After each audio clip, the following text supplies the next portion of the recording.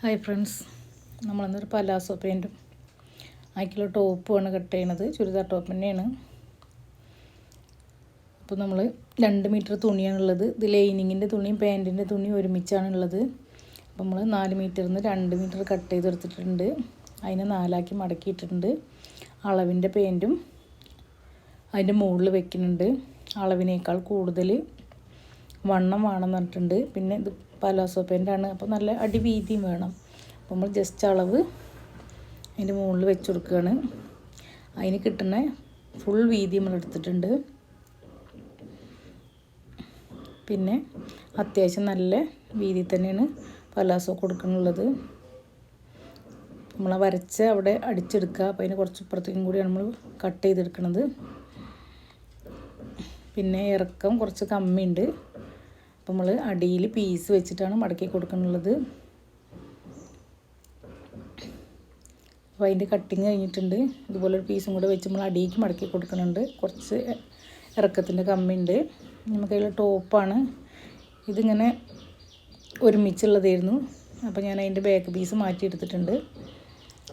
മുൻ പീസ് അതിൻ്റെ വർക്ക് കണക്കാക്കി നമ്മൾ മടക്കിയിട്ടിട്ടുണ്ട്. ചെറിയ കല്ല് വർക്കും അടിയിൽ നല്ല ബോർഡറിൽ നല്ല ഹെവി വർക്കുള്ളതാണ്. നല്ല കനുള്ള ടൈപ്പാണ്. അപ്പോൾ നമ്മൾ അളവിലുള്ള ചുരിദാർ മുകളിൽ വെച്ച് കൊടുത്തിട്ടുണ്ട്. ഒരു 1/2 ഇഞ്ചും കൂടി വണ്ണം വേണം പറഞ്ഞിട്ടുണ്ടായിരുന്നു. അപ്പോൾ ഞാനത് മുന്നിൽ ആണ് ആ വണ്ണം വെച്ചിട്ടുള്ളത്. എന്നാൽ പിന്നെ നമുക്ക് ഷേപ്പ് ക്ലിയറാക്കി വരച്ചു കൊടുക്കാൻ പറ്റും.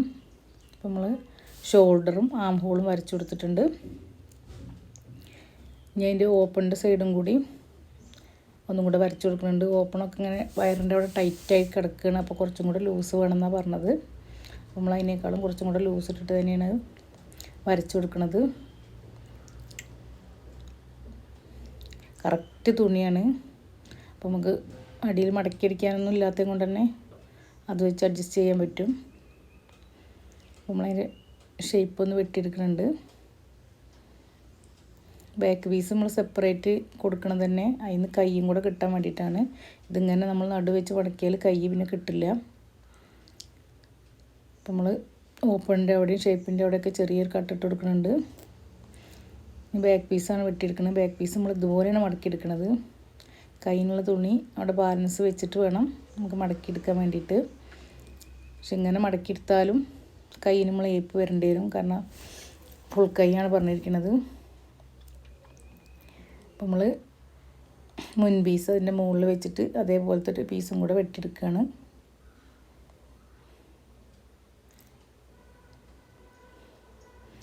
അടിയിൽ വക്കടിയൊക്കെ ഉള്ളത് കൊണ്ട് തന്നെ നമുക്കത് കറക്റ്റാക്കി വെട്ടിയെടുത്താൽ മതി.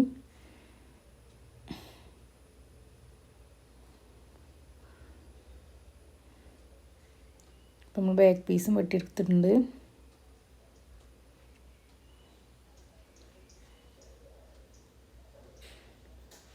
ഇതിന് ലൈനിങ് വരുന്നതും ഇത് തന്നെയാണ്. ആ പാൻറ്റിൻ്റെ തുണിയാണ് ലൈനിങ് ആയിട്ട് വരുന്നത്. നമുക്കിത് നിന്നാണ് കൈ എടുക്കേണ്ടത്. കൈ നമ്മൾ ഇങ്ങനെയാണ് മടക്കി കൊടുക്കണം. ഫുള്ളായിട്ട് മടക്കി നമുക്ക് കൈക്കുഴി എന്തായാലും കിട്ടില്ല. അപ്പം ഇങ്ങനെ സൈഡ് ആക്കി ഒരു വശം ഏക്കാൻ കണ്ടിട്ടാണ് മടക്കി കൊടുക്കുന്നത്. നടുവിൽ ഏപ്പ് വന്നിട്ടുണ്ടെങ്കിൽ ഇത് ക്ലിയർ ആയിട്ടുണ്ടാവില്ല. അവിടെ ഇങ്ങനെ എപ്പോഴും പിരിഞ്ഞിങ്ങനെ ഇരിക്കും. നമുക്ക് അവിടെ കറക്റ്റ് അടി ഇങ്ങനെ കാണും. ഇങ്ങനെയാണെങ്കിൽ അറിയാതെ തന്നെ കിട്ടും. അപ്പോൾ അളവിന് തന്നേക്കാളും ഇറക്കം കൂടുതൽ വേണമെന്ന് പറഞ്ഞിട്ടുണ്ടായിരുന്നു. അപ്പോൾ നമ്മൾ കുറച്ചും കൂടെ ഇറക്കെടുത്തിട്ട് വരച്ചു കൊടുക്കുകയാണ്. കൈ നടുവിൽ അയക്കുന്നതിന് പകരം ഇങ്ങനെ സൈഡിൽ അയച്ചു കൊടുത്തിട്ടുണ്ടെങ്കിൽ കൈ അയച്ചത് അറിയൂല. മറ്റേ നമ്മൾ നടുവിലാണെങ്കിൽ അതിനൊരു മേലടിയും കൂടി കൊടുക്കുമ്പോൾ അത് വേറിട്ട് ഇങ്ങനെ കാണിക്കും. അപ്പോൾ നമ്മൾ കൈയും വെട്ടിയെടുത്തിട്ടുണ്ട്. നമ്മളതിന് ഏക്കാനുള്ള പീസും കൂടി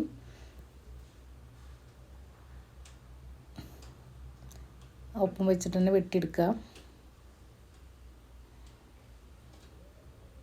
നമ്മൾ മുൻ പീസ് വെട്ടിയെടുത്തതിൻ്റെ ബാലൻസ് കുറച്ച് പീസ് ഉണ്ടായിരുന്നു. അപ്പോൾ അതിങ്ങനെ മടക്കി വെച്ചിട്ടുണ്ട്. അതിൻ്റെ മുകളിൽ നമ്മൾ കൈയും ഇതേപോലെ തന്നെ വെച്ചിട്ടുണ്ട്. അപ്പോൾ അതിൻ്റെ തുമ്മിന് കണക്കാക്കി നീക്കി വെച്ച് ആ ബാലൻസുള്ള പീസും കൂടെ നമ്മൾ കട്ട് ചെയ്തെടുക്കുകയാണ്. അപ്പോൾ കയ്യിൻ്റെ കട്ടിങ്ങും കഴിഞ്ഞിട്ടുണ്ട്. അപ്പോൾ ഇനി സ്റ്റിച്ചിങ് വീഡിയോ